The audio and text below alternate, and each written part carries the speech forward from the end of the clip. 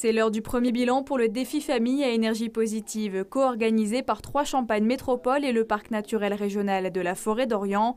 Pour sa deuxième année, près de 120 familles participent au défi, c'est 45% de plus que l'an passé. L'objectif, faire des économies sur l'eau, l'énergie et améliorer la qualité de l'air tout au long de l'année à travers conseils et astuces. C'est un formidable challenge, c'est déjà une prise de conscience à avoir dans nos territoires, savoir que l'énergie n'est pas indéfinie, que l'eau est une ressource précieuse. Pour réaliser à bien ce défi, les 18 équipes ont reçu un guide de 100 éco-gestes au début de l'événement en décembre.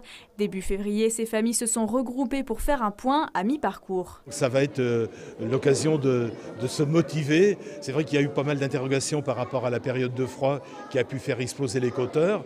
Donc là, on va voir ce bilan, comment on va le relativiser aussi par rapport aux enjeux. Donc je crois que l'étape est importante pour redynamiser si besoin. Avant de connaître les résultats partiels du défi famille à énergie positive, l'heure était aux animations toujours ludiques à travers un QCM et 8 ateliers appelés Olympiade du défi. Ça coule à flot, plein les yeux ou encore que le wattmètre veille sur toi. L'idée était de faire appel à la logique et aux connaissances des participants, toujours de manière amusante.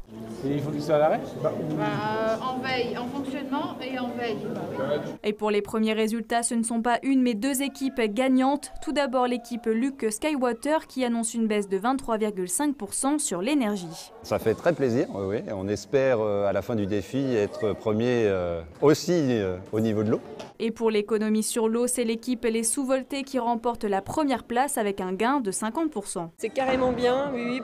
En fait, on a tous arrêté de se laver pendant toute la durée du défi.